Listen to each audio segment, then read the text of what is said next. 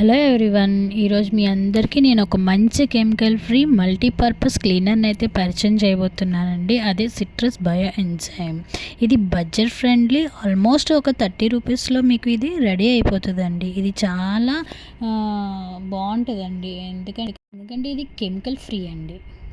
దీంతో ఎటువంటి జిడ్డు మరకలైనా వదిలిపెట్టుకోవచ్చు అండి. అండ్ కింద ఫ్లోర్ క్లీన్ చేసుకోవచ్చు, ఫ్రిడ్జ్ క్లీన్ చేసుకోవచ్చు, టేబుల్స్ క్లీన్ చేసుకోవచ్చు. ఒకటి కాదు, చాలా ఉపయోగాలు అయితే ఉన్నాయండి. సో దీన్ని మనం ఎలా ప్రిపేర్ చేసుకోవాలి, దీనికి కావాల్సినవి ఏంటి, దీన్ని ఎలా స్టోర్ చేసుకోవాలి, ఇవన్నీ మనం తెలుసుకుందాం రండి. ఫస్ట్ మనం నిమ్మకాయ తొక్కలు అయితే తీసుకోవాలండి. ఇది మన అందరి ఇంట్లో ఉండేదే కదా. ఇలాగ మనం నిమ్మకాయ తొక్కలు పారేయకుండా స్టోర్ చేసి ఉంచుకుంటే మనం ప్రిపేర్ చేసుకోవడానికి ఈజీగా ఉంటుంది. నెక్స్ట్ మనకి కావాల్సింది బెల్లం అండి. బెల్లం కూడా మన అందరి ఇంట్లోనే ఉండేదే కదా. నెక్స్ట్ వాటర్ అండి. వాటర్ కూడా మెయిన్ ఇంగ్రీడియంట్ ఈ 3 అండి.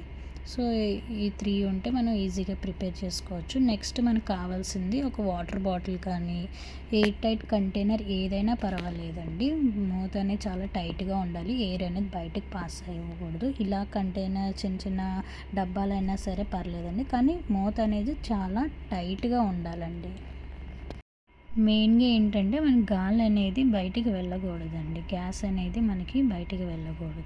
సో ఫస్ట్ ఆఫ్ ఆల్ ఏం చేయాలంటే మనం నిమ్మకాయలు అనేవి తీసుకోవాలని చెప్పాను కదా. నిమ్మకాయలని పెద్ద సైజు నిమ్మకాయలు ఉన్నాయి కదా, తొక్కలు, అవి బాటిల్లో అయితే వెళ్ళవు కాబట్టి దాన్ని చిన్న చిన్నగా కట్ చేసుకోవాలి. చాకుతో కానీ సెసర్తో కానీ కట్ చేసుకోవాలన్నమాట.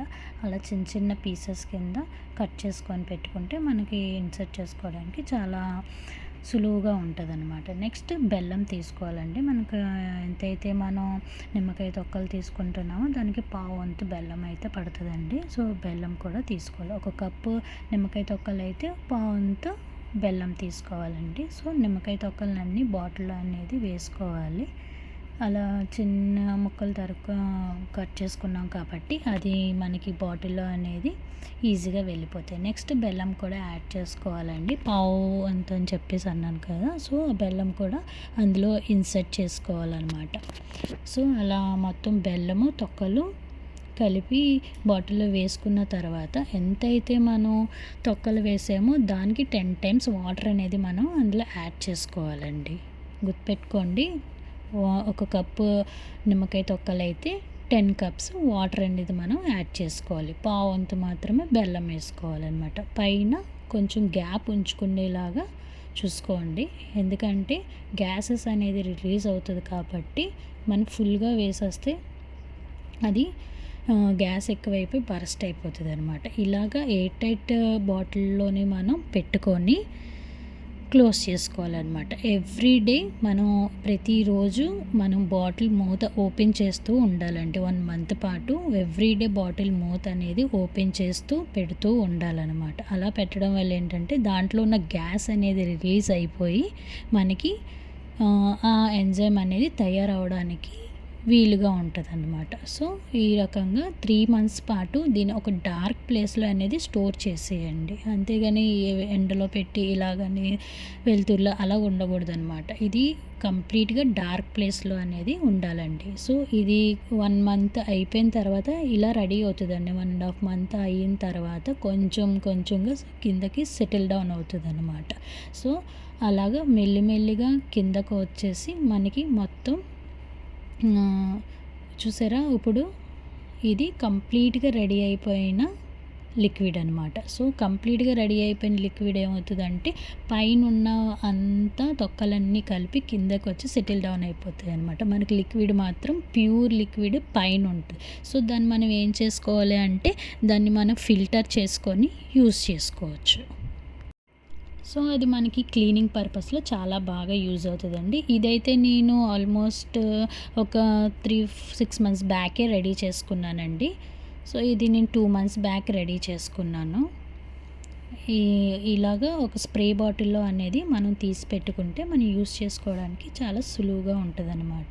చూడండి ఇప్పుడు ఆ బాటిల్ మూత అనేది ఎంత డర్టీగా ఉందో, సో దాని మీద కొంచెం బయో ఎంజైమ్ స్ప్రే చేసి మీకు చూపిస్తున్నాను. అది క్లీన్ చేసిన తర్వాత ఎంత నీట్గా కనిపిస్తుందో మీరే చూడండి. దాని మీద నేను ఏమీ వేయలేదు, జస్ట్ బయో ఎంజైమ్ స్ప్రే చేసి ఒక క్లాత్తో మీరు జస్ట్ తుడిచేయండి. తుడిచేస్తే చూడండి ఎంత షైనీగా ఎంత బాగా అనేది మనకి కనిపిస్తుంది.